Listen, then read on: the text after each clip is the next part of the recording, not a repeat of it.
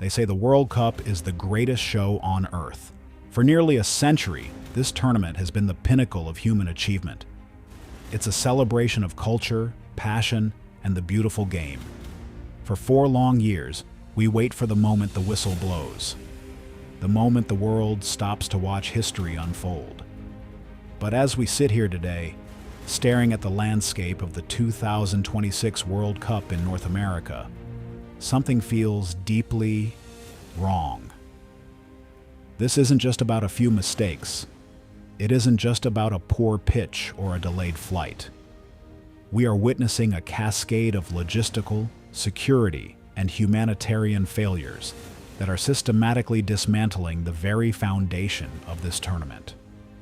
From the very first day, a shadow has been cast over this event.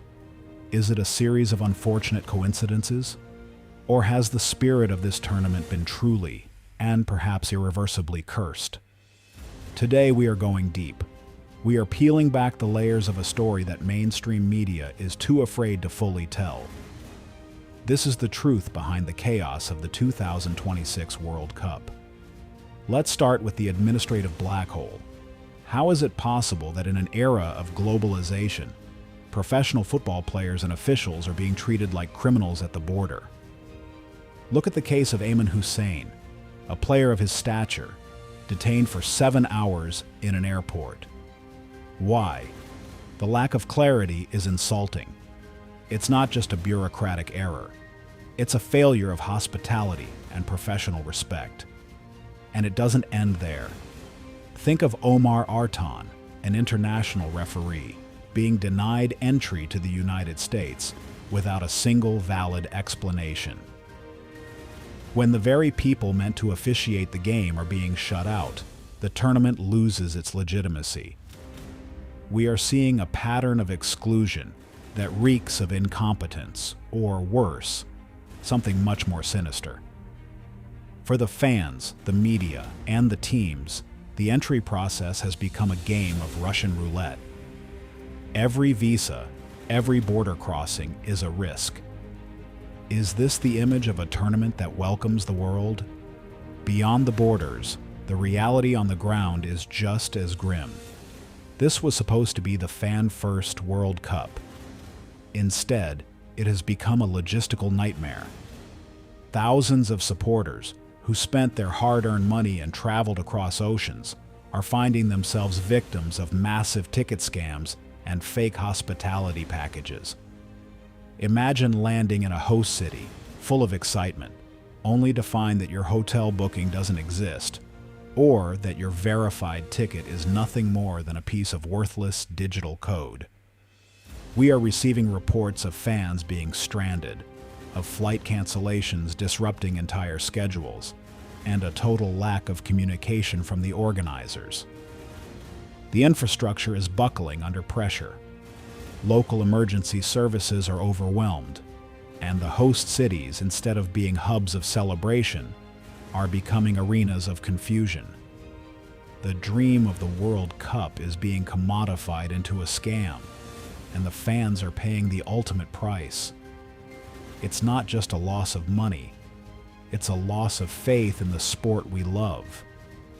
But if you think the problems are limited to human error, look at what the planet itself is doing. It's almost as if the environment is pushing back. We have reports of snakes creeping into the Swiss training camp.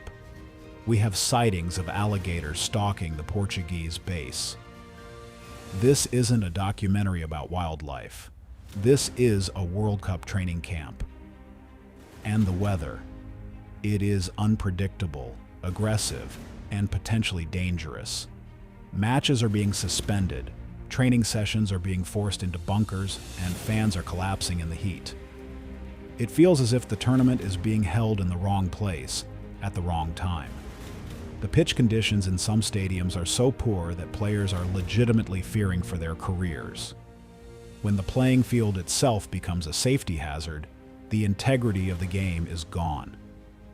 We aren't watching tactical battles, we are watching survival. And then, we come to the most chilling narrative of all, the siege of the England camp.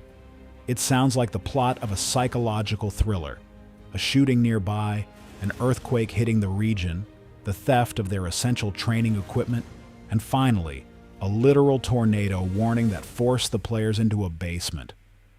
How can a team prepare for the biggest event of their lives when they are constantly looking over their shoulders?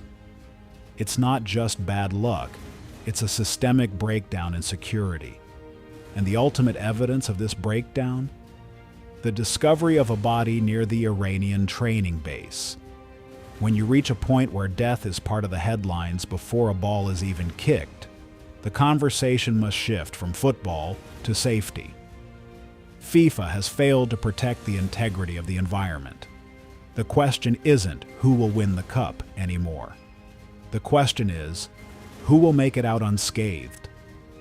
I want you to pause for a second and really think about this.